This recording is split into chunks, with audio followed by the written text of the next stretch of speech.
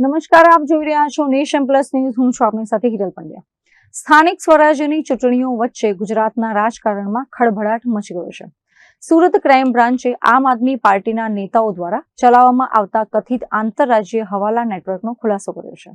Surat crime બ્રાન્ચની તપાસમાં એક અત્યંત સુનિયોજિત સિન્ડિકેટનો પર્દાફાશ થયો છે, જેમાં હિમાંશુ પાહુજા, આકાશ મિશ્રા અને અજય તિવારી એમ 3 નામ સામે આવ્યા છે. સુરત ક્રાઇમ બ્રાન્ચની તપાસ મુજબ દિલ્હીમાં રહેતો હિમાંશુ પાહુજા, જે આપ નેતા સુરેન્દ્રનગર ભારદ્વાજનો નજીકનો માણસ મનાય છે, તે દિલ્હીના હાઈકમાન્ડના આદેશથી દર મહિને લાખો રૂપિયા આંગડિયા મારફતે સુરત મોકલતો હતો, જેના સીસીટીવી ફૂટેજ પણ સામે આવ્યા છે. આ ફંડ મેળવનાર મુખ્ય કડી આકાશ મિશ્રા છે. આ અગાઉ પૂર્વ સ્વાસ્થ્ય મંત્રી સત્યેન્દ્ર જૈનનો પીએ રહી ચૂક્યો છે. આકાશ મિશ્રા અને અજય તિવારી સુરતના પીપલોદ વિસ્તારમાંથી આ આખું નેટવર્ક ઓપરેટ કરતા હતા અને હવાલાના નાણાં સ્થાનિક સ્તરે વેચવામાં આવતા હતા. ક્રાઇમ બ્રાન્ચના સૂત્રોના જણાવ્યા અનુસાર આ ગેરકાયદેસર નાણાંનો ઉપયોગ સુરતમાં આપના પ્રચાર પ્રસાર, ચૂંટણીલક્ષી ગતિવિધિઓ અને સ્થાનિક સ્તરે નેટવર્ક મજબૂત કરવા માટે કરવામાં આવતો હતો.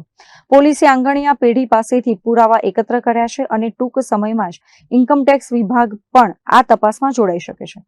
આ મામલે પોલીસ અને તપાસ એજન્સીઓ આગામી દિવસોમાં સુરતના અનેક મોટા ગજાના નેતાઓને પૂછપરછ માટે બોલાવી શકે છે.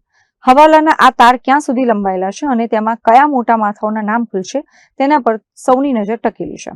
Bureau report, nation plus news, Surat. સમાચારોના સતત અપડેટ મેળવવા માટે અમારી નેશન પ્લસ ન્યૂઝની યુટ્યુબ ચેનલને સબસ્ક્રાઇબ કરો, બેલ આઇકન દબાવો અને જોડાયેલા રહો ફેસબુક, ઇન્સ્ટાગ્રામ અને ટ્વિટર પર.